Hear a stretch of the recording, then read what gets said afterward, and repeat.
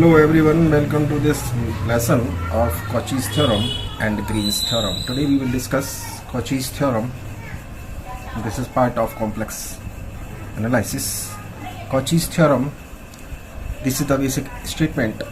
Let function of z, fz, is analytic function of z, complex variable z, and if derivative of function of z, that is f dash z, is continuous at each point within and on a closed contour C, then contour integral fz dz equals to 0. We will discuss the proof of this Cauchy's theorem, जहाँ पर Cauchy's theorem एक close contour में function analytic के लिए उसका contour integral 0 होगा.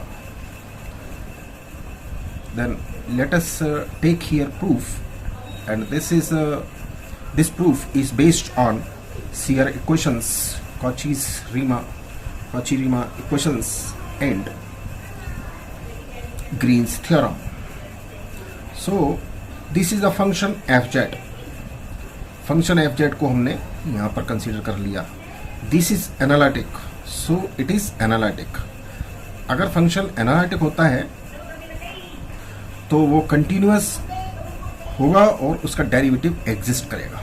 सो fz is continuous on curve C and derivative of function of z, that is f dash z, exist.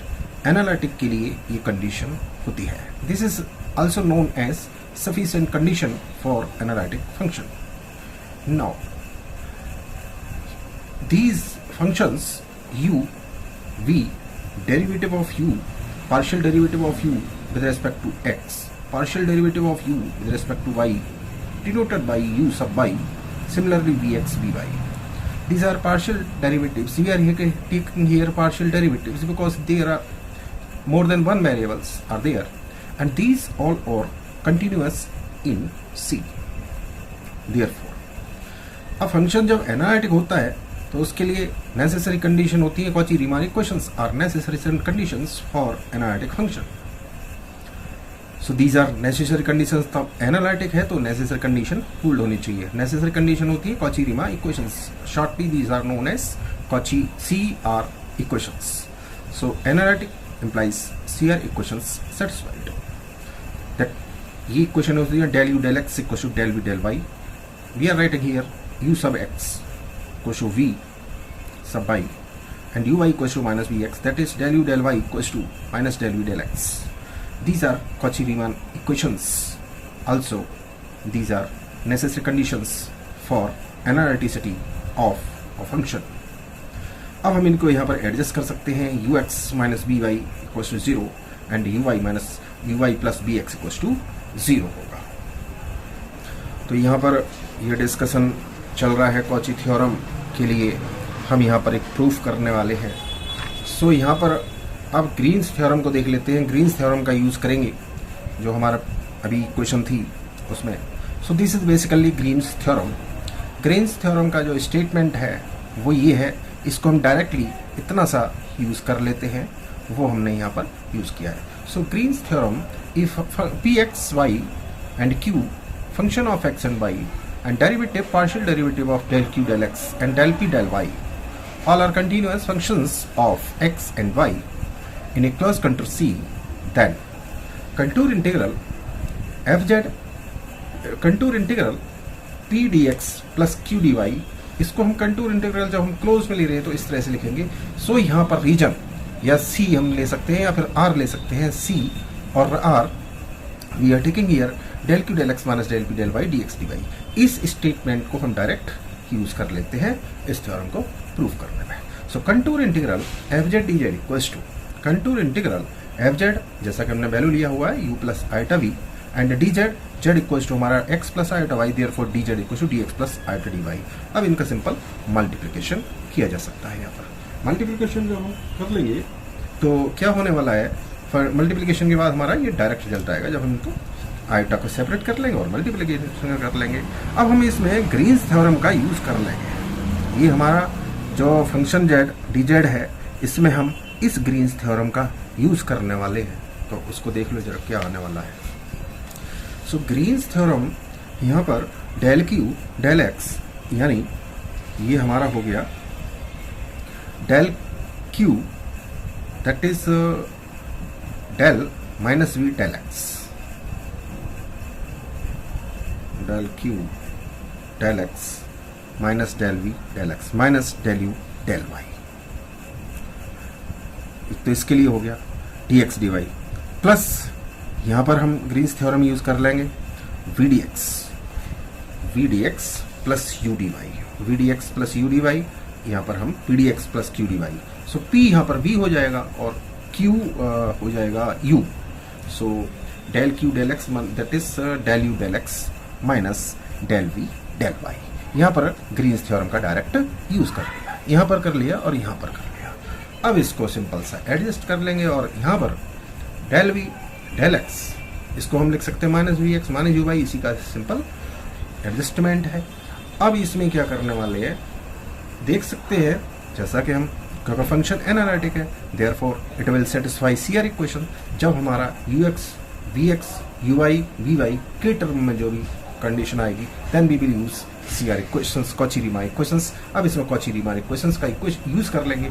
Cauchy-Riemann equation में minus V X अगर ऐसा चल एक को हम रिप्लेस कर लें कॉची-रीमान से, so U Y equal to minus V X होता है, तो यहाँ पर माइनस वी एक्स या इसी तरह से यहाँ पर U X equal to V Y होता है, तो वी वाई ऐसे ही रख लेते हैं क्योंकि यहाँ पर कॉची-रीमान इक्वेशन यहाँ पर भी सेटिस्फाई होना चाहिए। तो जब हम कॉची-रीमान इक्वेशन को यूज करेंगे तो this gives us zero because minus V plus V X equal to zero and V Y plus B Y minus V Y that is zero. So यहाँ पर इट विल बी जीरो। ये इस तरह से proof हो जाता है Cauchy's theorem.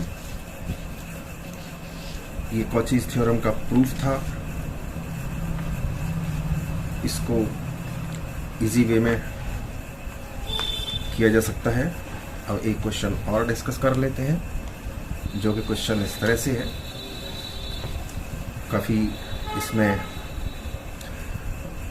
Wishes the complex number z equals to X plus iota Y.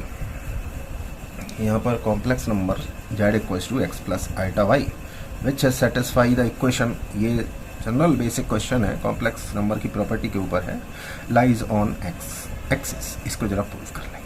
सो इसमें modulus of this one is given equals to 1।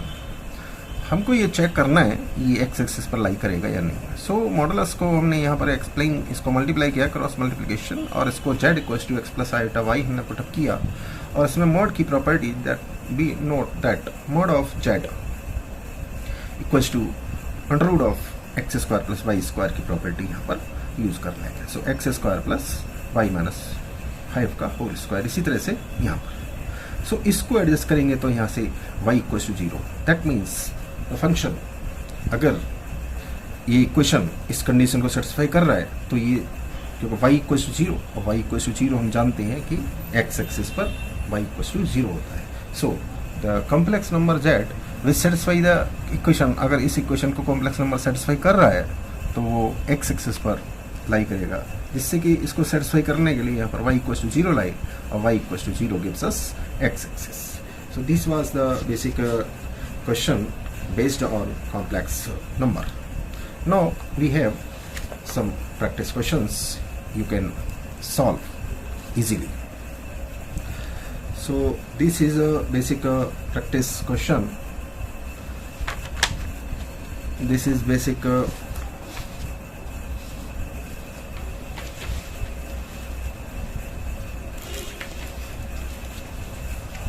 practice question will be here. That is, find the contour integral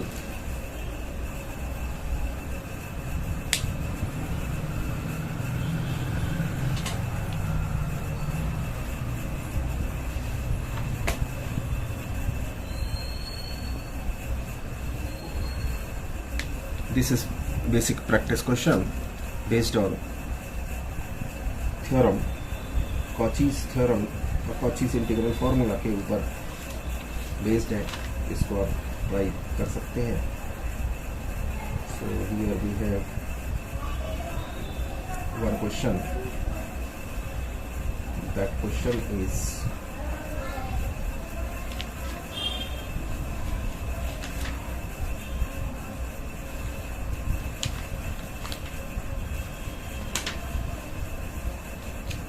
Cauchy's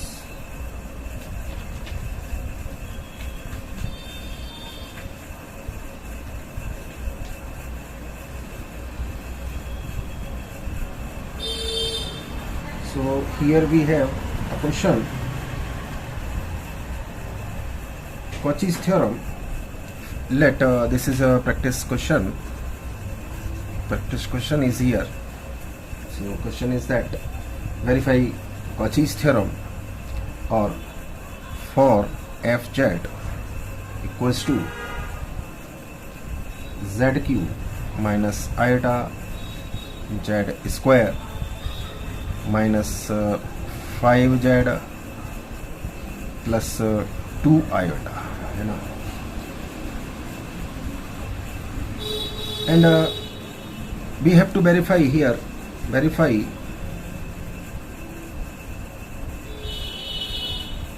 Cauchy's theorem.